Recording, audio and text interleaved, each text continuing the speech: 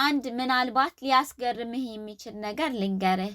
ያንተ ህይወት በአንድ ሳምንት ውስጥ ብቻ ሊቀየር ይችላል። ይህ ሲባል ግን በአንድ ጀንበር ዓለም ይገለባበጣል ወይም ቅዳሜ ላይ የሎተሪ እጣ ይወጣልሃል ማለት አይደለም።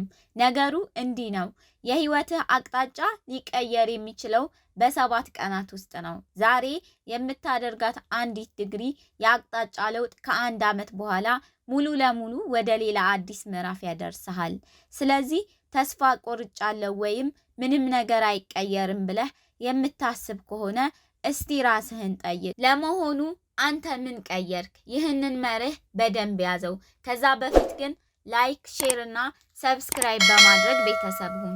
ነገሮች እንዲቀየሩ አንተ መጀመሪያ መቀየር አለብህ። እኔ ላይ የሆነውም ይህ ነው። 5 ትናንሽ ልምዶችን አንድ ተራ ሳምንት፣ ነገር ግን የህይወቴ አቅጣጫ፣ ጉልበቴ፣ አመለካከቴና ውጤቴ ሁሉ ተቀየረ። እነዚህን 5 ልምዶች ላካፍልህ። ይህንን የምነግርህ ከመጽሐፍ ስላነበብኩት ብቻ አይደለም፣ እኔ ራሴ ተግብሬው ውጤት ስላገኘሁበት እንጂ። አንደኛ፣ ቀንህን በአእምሮ ሳትጨርሰው በተግባር አትጀምረው። ይህንን የተማርኩት በህይወቴ ካጋጠሙኝ ውጣ ውረዶች ነው። አብዛኞቻችን ጧት ከአልጋችን የምንነሳው በቀጥታ ወደ ዕለቱ ውክቢያ ውስጥ ለመግባት ነው። ኢሜል፣ ስልክ፣ ችግሮች፣ ጭቅጭቆች። አንተ ቀንህን አላቀድኩም፣ ቀኑ አንተን አቀደህ እንጂ። እስቲ አዲስ ነገር ሞክር። በየቀኑ ጧት ለ10 ደቂቃ ብቻህን ቁጭ በልና ራስህን ጠይቅ። ዛሬ ስኬታማ ቀን እንዲሆንልኝ ምን መሆን አለበት? ማታ ስተኛ በራሴ እንድኮራ ዛሬ ማከናወን ያለብኝ 3 ወሳኝ ነገሮች ምንድን ናቸው? ወዳጄ፣ ይቺ ትንሽ ልምድ የህይወትህን መሪ በአንተ እጅ እንድታደርግ ትረዳሃለች።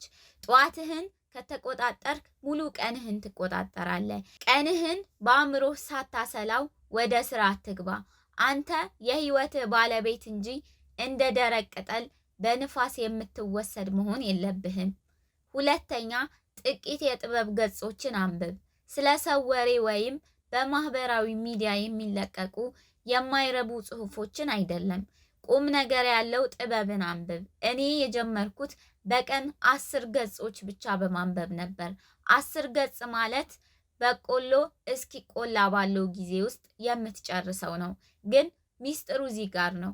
በቀን 10 ገጽ ካነበብክ በአመት 3650 ገጾችን ታነባለህ። ይህ ማለት በአመት 12 ምርጥ መጽሐፍትን ጨረስክ ማለት ነው። እነዚህ መጽሐፍት ማንነትህን መቅረጽ ይጀምራሉ። አዲስ ሀሳብ ይጨመርብሃል። ከአንድ ሳምንት ንባብ በኋላ አነጋገርህና አንሰላሰልህ መቀየሩን ታስተውላለህ። ለነገሮች የምትሰጠው ምላሽ በድንገተኛ ስሜት ሳይሆን በጥበብ ይሆናል። የአእምሮህን በር በንቃት ጠብቅ።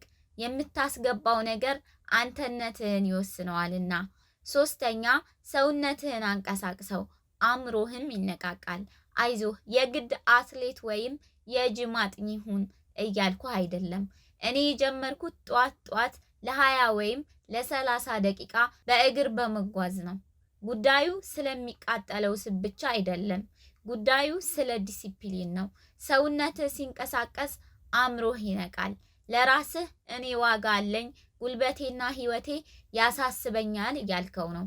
አንተ ለራስህ ክብር መስጠት ስትጀምር ሌሎችም አንተን የሚያዩበት መንገድ ይቀየራል። አራተኛ፣ ሁሉንም ነገር በጽሁፍ አስፍር።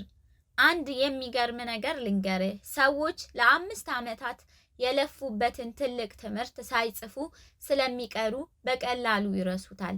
እኔ ማስታወሻ መጻፍ ጀመርኩ። ቀላል ነው። ዛሬ ምን ተማርኩ? ምንስ ጎደለኝ? ነገ ምን ማሻሻል አለብኝ? የሚሉትን ብቻ። ይህ ልምድ ግልጽነትን ይሰጥሃል።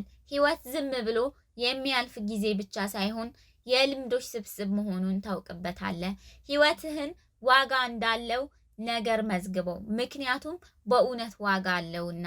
አምስተኛ፣ ቁርስህን ከመብላትህ በፊት ምስጋናህን አቅርብ።